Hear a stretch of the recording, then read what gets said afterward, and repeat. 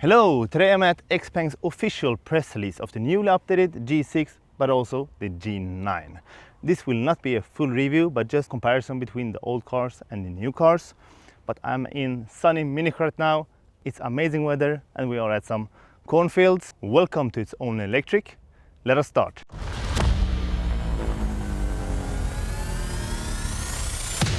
It's only electric.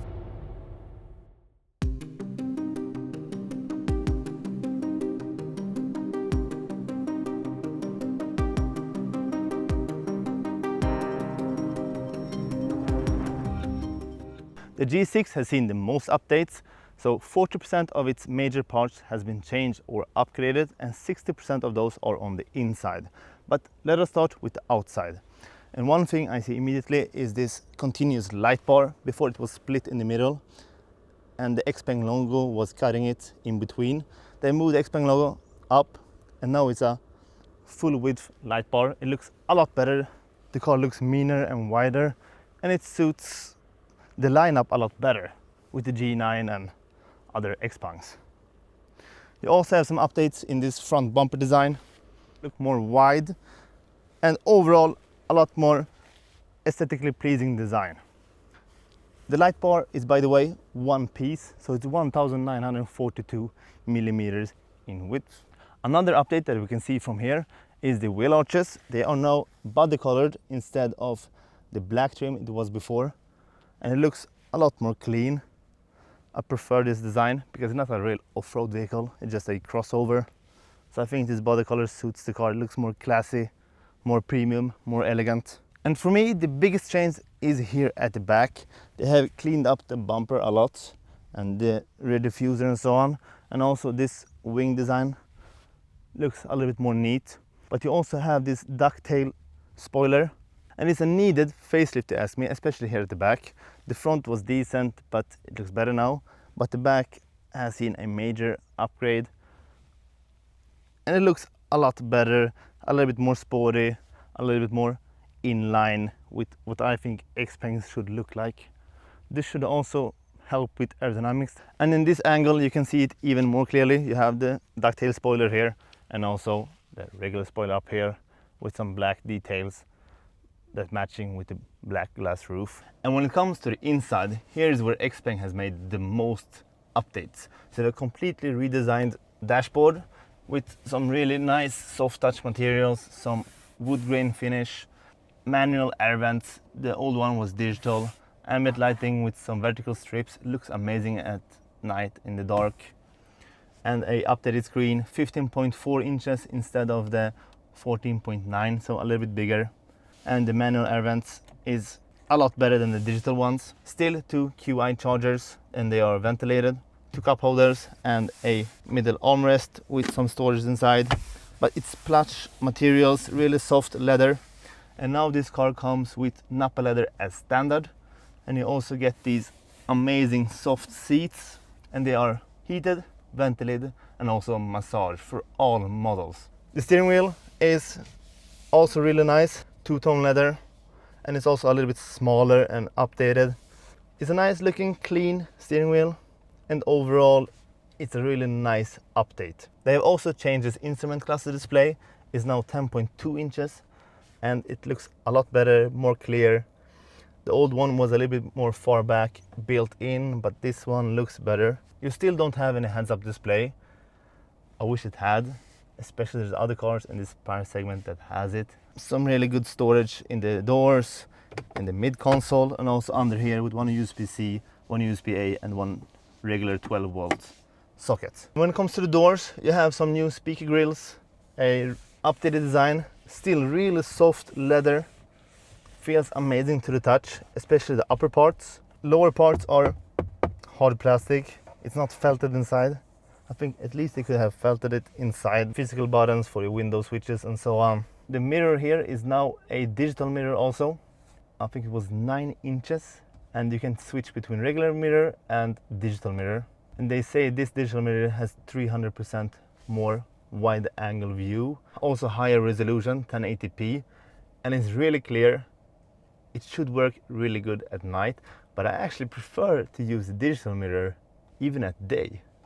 And that's a first for me, because I normally prefer regular mirrors, but this one actually gives me a lot better view of the outside, because the window is pretty small and you have the headrest in the way and so on. So when you use a digital one, you get a wider view and still approximately the same distance between the car. Let's jump into the back seat, and here we have the same updates. Oh, nice door closing sound. Really hefty. And this is frameless doors or frameless windows, depending on how you see it. And here's the same, you have this amazing Nappa leather, really soft. And I am 186 or 6'1", and I have one fist here at the side, maybe a little bit less when I stretch out. So really good headroom and really good knee room also. There's also good room for your feet under the seat, and this seat is at the lowest position, so that's really nice. You have some pockets, also this leather, 2 USB-C, ventilation here in the middle, and the same quality at the doors. The speaker grill, the soft touch leather, the nice door handles, a plush handle to put your arm. You also have a middle armrest, no true loading, but the armrest feels amazing. It's one piece, so no cup holders here in the middle, but you have them here. So that's a nice solution with adaptive cup holders, so different sizes works great. And this is actually really soft and plush. You can maybe see the deepness of it. Yeah, real amazing feeling. And even the door handle is also really soft. Really good room for being a mid-size SUV. You can also adjust the angle of the seat. Oh, okay, they say this is one of the most reclining seats in its segment. I think it was almost 12 degrees. I'm gonna write it down here. But now it's a little bit cramped for me because I have pretty wide shoulders. Let's do both seats. Okay, this is almost like an airplane business class sleeping seat. This feels amazing actually. It's a little bit tight on the side, but as I said, I have pretty wide shoulders, so sitting 3 people like this will be pretty hard, but you could probably easily sleep here at the back. It's really nice, and if you want to sit 3 people, you should probably raise it and it gets easier. Yeah, now I have more shoulder room. So yeah, really great back seats. Driving the G6, it's really quiet. This must be one of the quietest cars in its segment, especially for the price. But they also reworked the suspension, so they say there is a lot of new parts, and it's really comfortable and really quiet. You cannot hear the rebound even when the asphalt changes and there's some bumps and so on. It handles it great. I drove a little bit on some gravel and still it was really quiet and it didn't stress at all. This is the all-wheel drive performance. I wouldn't call it a sporty SUV. It's more of the luxury cruiser type of car, so more a GT, Grand Tourer. It has the power, it has decent acceleration, and it's decently fun to drive. But if you want a fun SUV, go for the Model Y performance. That's a lot more nippy. This like builds up the power, but it's still plenty of power, and it's decently fun to drive, especially if you come from a regular hybrid or a gas car. This is more than enough for most people, and probably the preferred way if you don't drive really sporty. But if you want to drive sporty, go for Model Y performance. Get a lot more direct steering. You can get this heavy, but it's not that direct. You have some play in it, and the suspension a little bit too soft. You can feel the wobble. This is a lot more comfortable than most of its competitors. I don't know, 7X is really greatly priced right now. These two are the biggest competitors for me. I think the Tesla is just under these cars if you don't want just a really sporty car. But comfort-wise and technology-wise, the G6 and also the Zeekr 7X are more premium cars, and they feel a lot more expensive than a Tesla, for instance. Yeah, as I said, it's good acceleration. The power helps. You have 218 kilowatts at the back and 140 kilowatts at the front. So decent power. It's 8 kilowatts extra from the outgoing model, so just a small bump, but they say it's more efficient. So driving at the motorway, you have really good power even at higher speeds, but I said it builds up power. It doesn't give you the punch as a Tesla does. I will not be able to do a range and consumption test because I don't know the roads, I don't have the equipment. We need to have the car for longer time to do that. So subscribe to the channel and wait for the upcoming full review and also the range, noise and consumption test. I don't know when they will release, but when they will have press cars available in the Nordic market, we will get those pretty quick, I hope, and then we'll do the full review and the other video. But we have a 1000 kilometer test for the old model, also the performance one, so I will link it up here. Check that one out. It's still a really good car, but this updated one is a notch up in every way. It will be released in 3 models, so one standard range, long range called the G6 Pro, and also the G6 all-wheel drive performance. The most important update for me when it comes to the G6 and G9s are the batteries. They are all now LFPs, so no NMC battery in the lineup, so all LFPs, and that's less rare earth metals, so no cobalt, no manganese and so on, so that's really good for the environment. And these batteries also have 30% longer lifespan, so more cycles and so on, so overall better in almost every way, but not energy density. They all are 5C capable, and 5C means it will charge 10 to 80% in 12 minutes. So both the G6 and G9s can charge in 12 minutes, depending on the charger of course, and it will be really hard to find the right charger for these cars. But the G6 can charge with a peak speed of 451 kilowatts. That's really crazy. And I actually charged it at 44% and I saw 277 kilowatts. So that's really cool. But we will do a real charging test in another video when we can do a real 10 to 80% and find chargers that suit this car even better. And when it comes to the battery capacities, the standard range now has 68.5 kilowatt hours, so that's a 2.5 kilowatt increase. That's a welcome increase. But the long range and all-wheel drive performance actually has smaller batteries, because before it was NMC batteries, so higher density, but now they are 80.8 instead of 87.5 kilowatt hours. And that's a decrease of 6.7 kilowatt hours. So the maximum range is actually lower on the new cars than the outgoing cars, but the real world range should be similar, probably even higher on the newer ones, because the efficiency should be improved. But also an LFP, you could and should charge it at least a couple of times to 100%, whilst NMC you shouldn't charge over 80%, and that's one of the benefits of the LFP. Another pro of the LFP batteries are that they are a lot safer.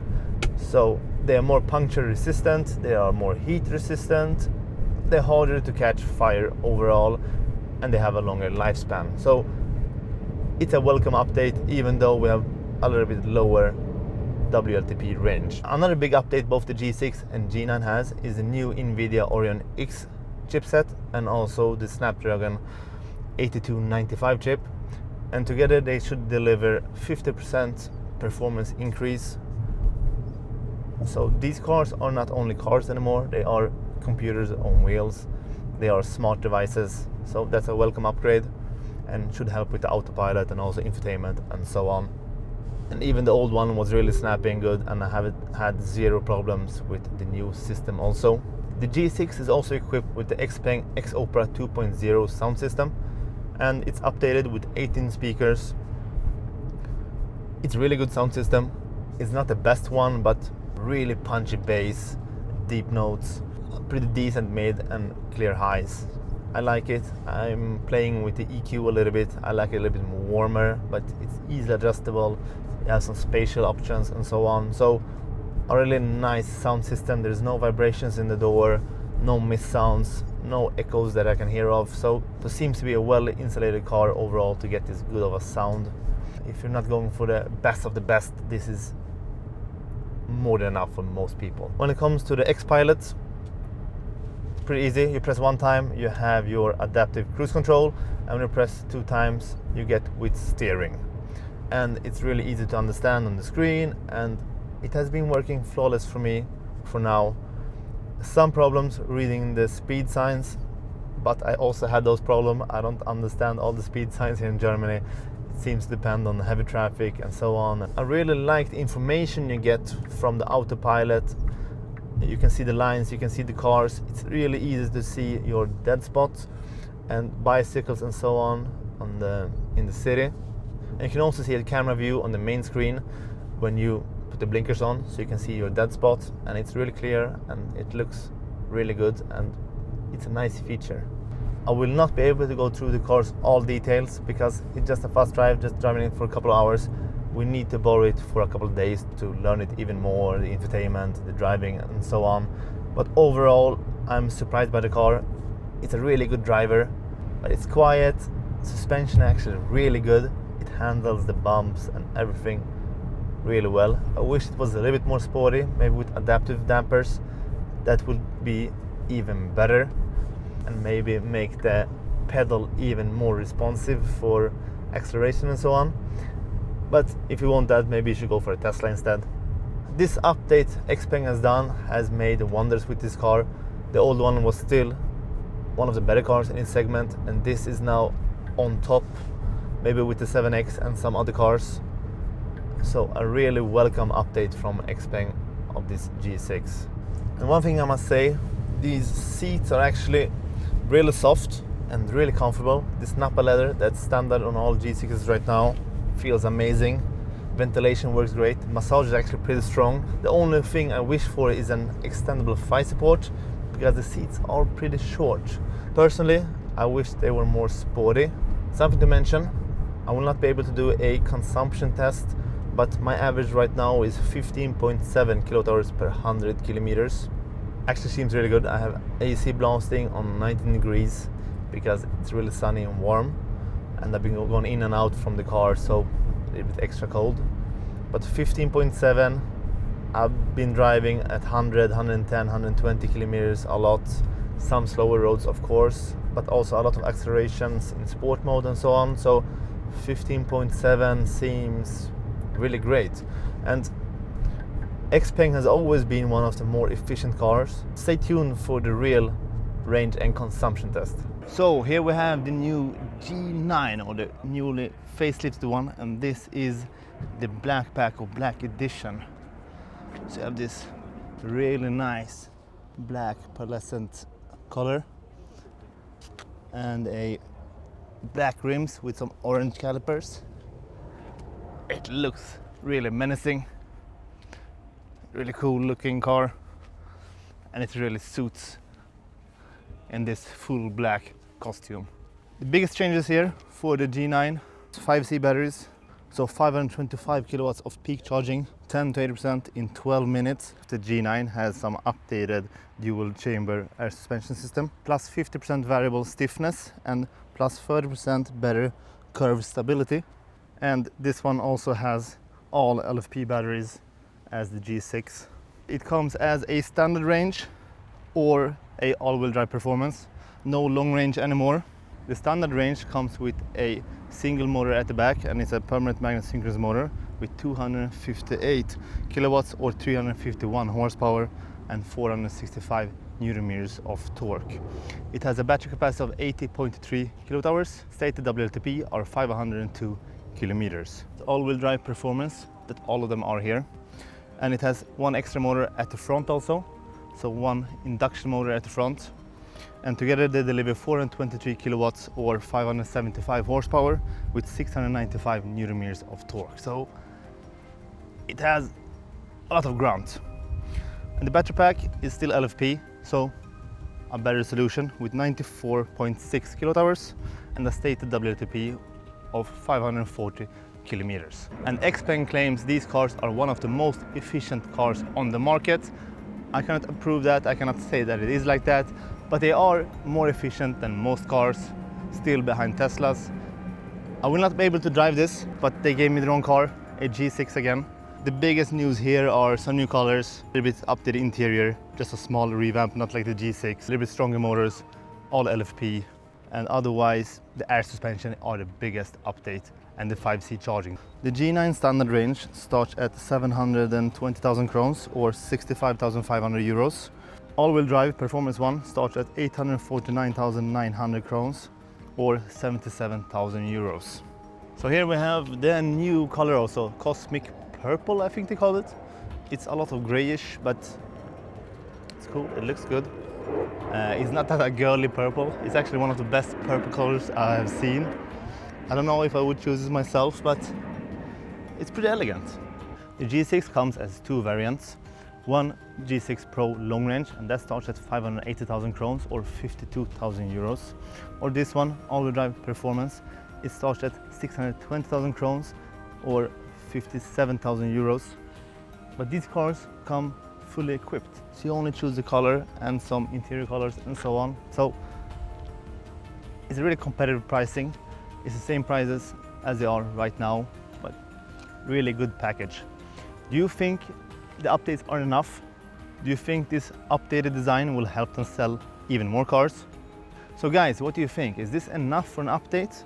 Will this keep XPeng on top of the game? There's a really hard competition right now from the Zeekr 7X, the new Model Y, the new Model Y Performance and so on. But do you think suspension, interior, exterior is enough to make this one of the best sellers? Or would you consider something else? Comment down below, let's have a discussion. And please subscribe to the channel, like the video, share it with your friends. And as we always say, thank you for watching, stay electric.